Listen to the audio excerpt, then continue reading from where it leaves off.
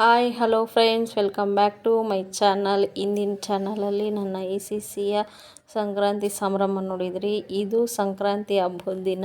Actually ಇವತ್ತು ನಾನು ಲೇಟಾಗಿ ರಂಗೋಲಿ ಹಾಕ್ತಾಯಿದ್ದೀನಿ. ನನ್ನ ರಂಗೋಲಿ ಹೇಗಿದೆ ಅಂತ ಕಮೆಂಟ್ ಮಾಡಿ.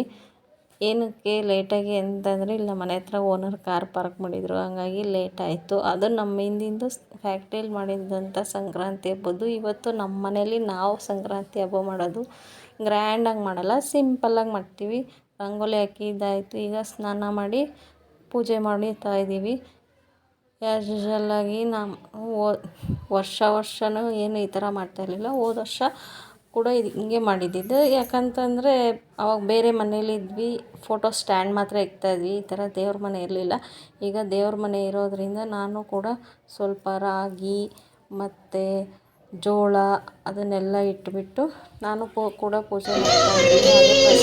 ಹಾಗೆ ಅವರೆಕಾಯಿ, ಕಡಲೆಕಾಯಿ, ಗೆಣಸು ಮತ್ತು ಪೊಂಗಲ್ ಮಾಡಿದ್ದೆ. ಇಲ್ಲಿ ನನ್ನ ದೊಡ್ಡ ಮಗ ಚಿಕ್ಕ ಮಗನಿಗೆ ಎಳ್ಳು ಬೆಲ್ಲ ತಿನ್ನಿಸ್ತಾ ಇದ್ದೆ. ಇದು ಆಗಿದ್ದಾದಮೇಲೆ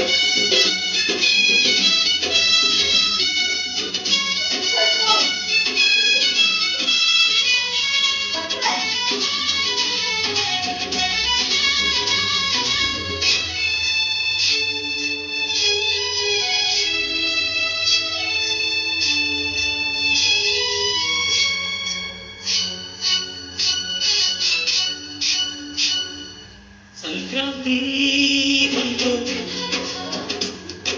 ಮನಸ್ಸಲ್ಲಿ ಸೂಜಿ